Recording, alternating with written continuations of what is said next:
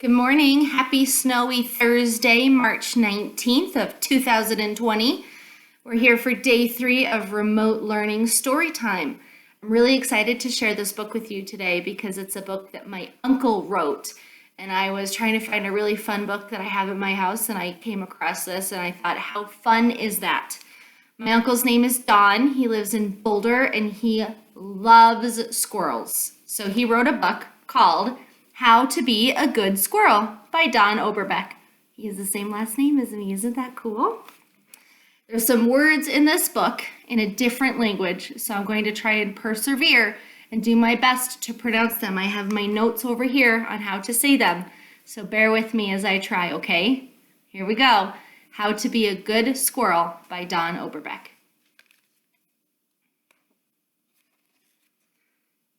Don Oberbeck wrote the words and took the pictures in this book. He's the author and the illustrator. If you want to be a good squirrel, and I mean if you really want to be a good squirrel, you should first and foremost endeavor to ascertain with a great degree of accuracy whether or not you actually are a squirrel. A real live squirrel. But how would you know? How could you tell? You certainly wouldn't want to make a mistake about something that important. Don't worry so much. It's easy to find out. There are clear signs. Just look down. No, I didn't mean that you should look down from the roof. I meant that you should look down at yourself. With these amazing wide-angle eyes, you see sharply in all directions at once. So, please, just look down at your feet to see what's there. Why don't you jump onto that plum tree and put your front feet into that splash of sunshine? Thank you very much. Yes, I think you look just like a panther. And that super sensitive nose is your strongest asset. Notice that you have 5 toes on your back feet and 4 toes on the front, as well as 2 extra claws that are like thumbs.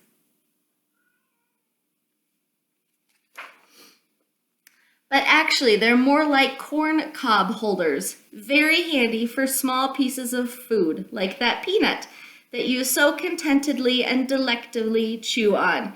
And that's another way to know if you are a squirrel. Are you always eating, perpetually masticating? Masticating is a fancy word that means chew. Ah, sunflower seeds. You will eat food equal to your own body weight every week. That's about 1.5 pounds of food. How many sunflower seeds would that be? It boggles your grape-sized brain, I'll bet. But all you need to know is that 1 peanut is equal to about 100 sunflower seeds. So, if you hear of a peanut distribution program, you should come running and really fast before your little brother and the rest of the peanut gallery get here. Sometimes you feel like a nut. Sometimes you feel like burying it in the dirt somewhere. Whatever. But everyone likes peanuts. So what exactly is a squirrel? What does the dictionary say?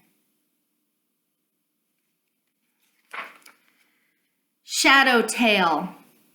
That's what squirrel means. It comes from a Greek word, skiros, which translates to skia, which means shadow, and uro, which means tail. Not many animals can shade themselves or have a built-in umbrella that is also a handy signal sender, a diversion, and a classic fashion statement.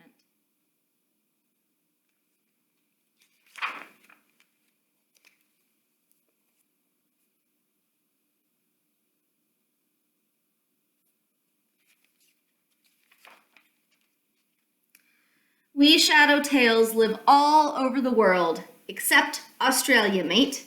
In Spanish, squirrel is ardilla. In French, it is écureuil. In Italian, you say squitolo. and esquillo in Portuguese. In Cherokee, who come from the same land as we do back in the eastern United States, call us salali. Your cousin, Retfuya, the famous Malabar squirrel in India, is more than 3 feet long.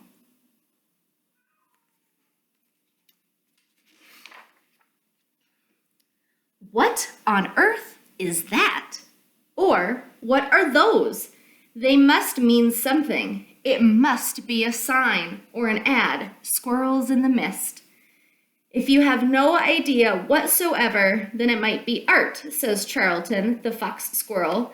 He says you shouldn't get the wrong impression. Ha ha ha ha. That means he knows.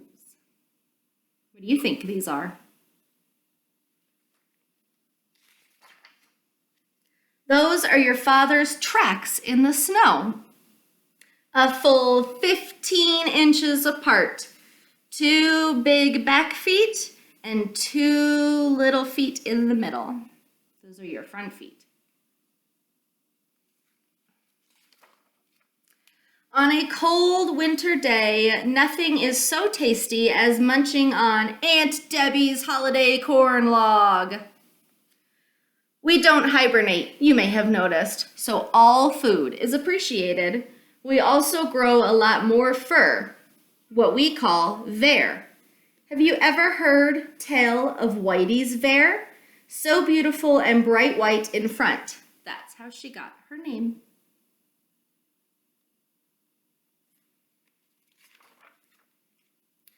This is Charlton the fox squirrel who lives nearby. There are at least 269 species of squirrels, and he's one of them.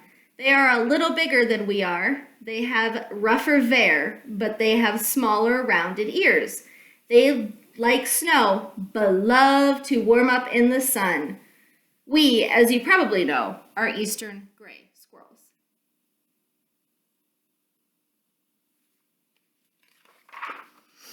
And this, of course, is your mother. Just before you and your brother and sister were born, you were all gray and white, but everyone was a slightly different color. And all 3 of you have different personalities. Your sister is brave, your brother is smart, and you tend to be so relaxed that you fall asleep anywhere. Those little naps late in the day really help, don't they? Oh, you were just resting your eyes because there are so many new things to learn? Well, before you doze off and you need to hear about your great-great-great-grandmother Whitey, who started this whole thing way back in the late 90s, she was the first one to cross the line dividing us from humans. Tabby Cat likes this book. Whitey was the sweetest and bravest ever. She alone, after years of everyone running away, approached the seed guy and suggested he could just give her the seeds directly instead of making everyone wait for them to drop from the bird feeder. Then she taught all her children how to be nice, and then she also taught the humans.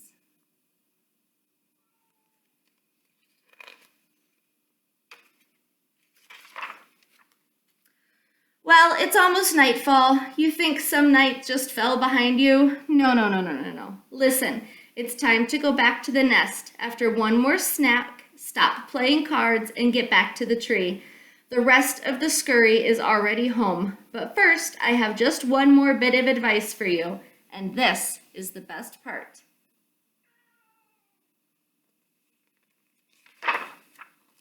Sometimes, late at night, when you are nesting on the highest branches of the tree, listen for the silent owl. Consider why the stars are so beautiful and the pine wind so sweet. That's a good squirrel.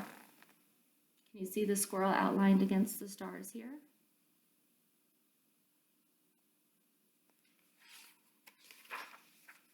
The end.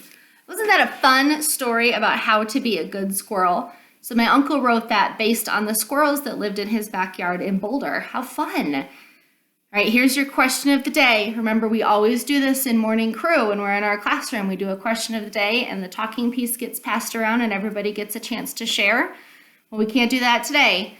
So what I'm going to do is I'm going to give you a question and then you are going to think about it and have your mom or dad text me or email me the answer so that I know how you're doing at home.